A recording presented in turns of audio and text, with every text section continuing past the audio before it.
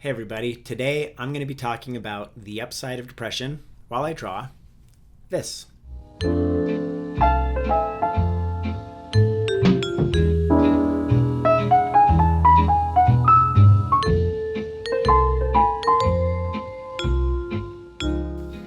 Last year, I made a video about the emotional battle of art, just basically all the different ways that emotions can kind of get in the way of making art, and how kind of art really isn't about making art, but it's about kind of conquering your emotions or learning how to work with your emotions.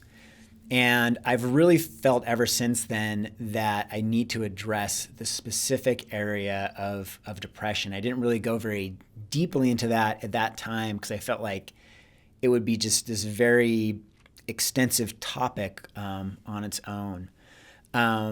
Depression can absolutely feel like a barrier to making art. And I wanted to talk about depression today, my own experience with depression, and the things that have worked for me, but also the concepts that I'm kind of exploring now that I kind of find interesting and maybe rewarding. In that regard, there's going to be stuff I'm going to say today that's going to be admittedly experimental and speculative. So take it for what it's worth.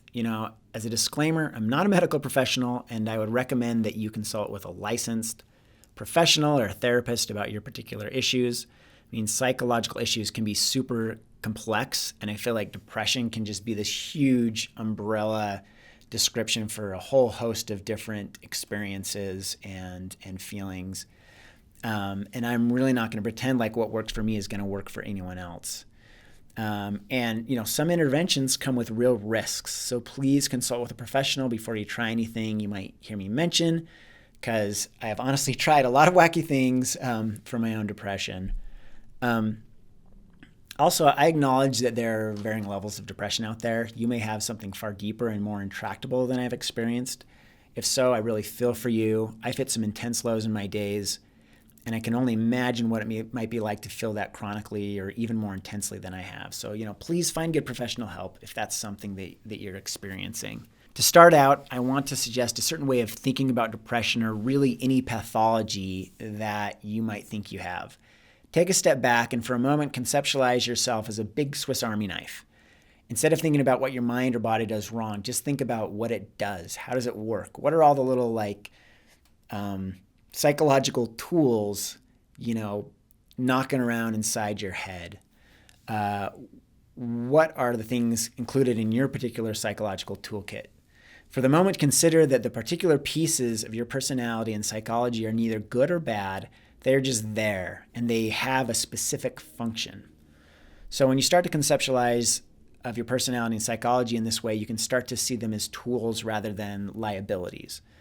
Of course, there are always ways that tools can cause problems if they're not used right. If you try to use the corkscrew and the nail file at the same time, you're going to have issues. And if you try to use the tools for purposes they aren't made for, you're also going to have issues. These two concepts can be really helpful when trying to manage depression or really any pathology or neurosis that's causing you anxiety, particularly when it comes to trying to do work that's important to you.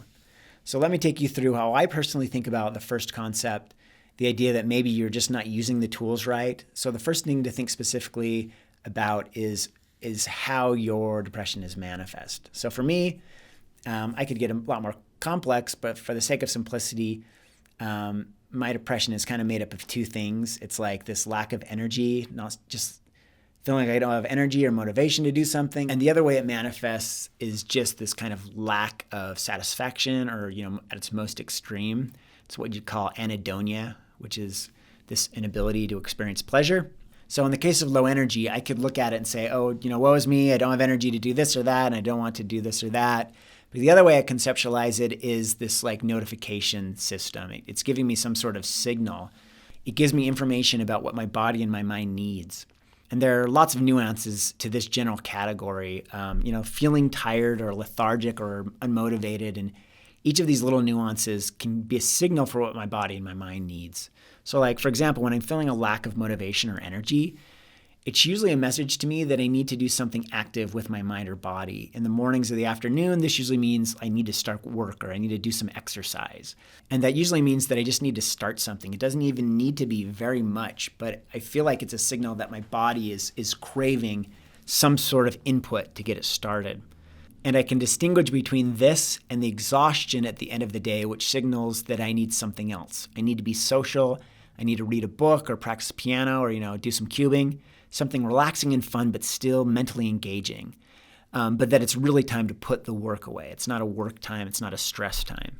And maybe a third category would be kind of the lack of energy, particular to getting sick or pushing myself too hard psychologically or physically. If I get up in the morning and feel exhaustion before I even start my day, then I know I need to do a bit more to take it easy. I like to preempt the sickness, and I'd rather stay home and chill and let my body prevent the sickness than stay home when it pushes my body to the point that I don't have a choice.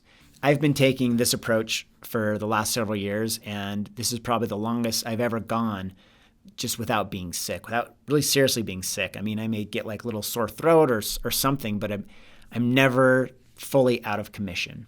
And everyone deals with stress differently, so you need to experiment with yourself. You may want to actually push yourself and really see where your limits are and how far you want to go. But I find that I don't like to push through sickness. I'll only do it if I'm in a position where I really have to. And the same goes with burnout. I mean, I can tell when I get to a point where, it's not going to do me any good to push through something that's going to make me unhealthy the next day. So when it comes to this other part of my personality, this kind of like dissatisfaction or anhedonia part of my personality, it can be really distressing, especially when I'm doing something simple like being with my family or eating a meal, and I just want to enjoy the experience. But there's an upside to it as well. It's always been in my personality to be kind of hard to please, and I think that's connected to this manifestation of depression. People that know me know that I'm not the funnest guy to go to see a movie with because I get caught up with everything that's wrong with the movie. And honestly, that's the way that I enjoy watching a movie or, looking at any piece of art. And I like to believe that it makes me a better artist, that all the casual critiques over the years add up to some sort of knowledge or some sort of sensitivity to all the little things that matter towards making a story better or a piece of art better. And I think there's a good evolutionary reason for this. I really think this is a tool. There's a benefit to having a grass is greener on the other side type of attitude. People that are dissatisfied with what they have are people that are going to tend to search out new frontiers. You're going to try to find new and better ways of doing things, or you're going to literally look for greener pastures and leave the comfort of your home to find a better place to live. I'd be willing to bet that this is how the earth was really colonized. It was like one dude living in a valley that was just sick of putting up with all the other idiots in the valley and the way they did things, and was just like, I'm going to go to another valley and find a better way to do things. There was a payoff for being dissatisfied, and the dissatisfied adventurers that succeeded in finding those literal or metaphorical greener pastures passed on their dissatisfaction to their children. So now we have the whole world of dissatisfied people looking for that next frontier. And of course it can be overwhelming because sometimes I want to change every part of the way life works and I can't do it all. I have to kind of choose on one thing I really want to focus on, but it can be useful, if I find the right place to apply it. But the other thing I really like about it is I feel that when I have those moments of depression, that they also give me a very low tolerance for bullshit. And it's encouraging that the worse my depression is, the lower my tolerance for bullshit is.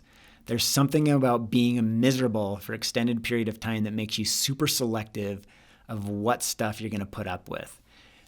It needs to have a very, very strong justification. And this has led to the other upside of depression. At my lowest times, it's given me insight into what matters most in my life. At my lowest moments, I found peace in knowing that I was proud of the life I've lived. In particular, I knew I was a good father and a good husband, and I was satisfied and proud of the work I was doing.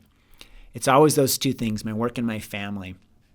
And it's interesting that you can find a place at your lowest moment when you realize that happiness isn't a necessary part of life, that you can still have things like purpose and satisfaction and completeness even without all the fun stuff. And the fascinating kind of other side of this is that when I've experienced artificial highs in my life, which I've done very, very little of, so kids, don't take this as an endorsement of a certain lifestyle, but I've had the same insight that my family and my work are the things that matter most to me. So I think that's a good indicator that there's some truth there. And this brings me to the second concept, that we may be trying to use the tools in ways that they weren't intended.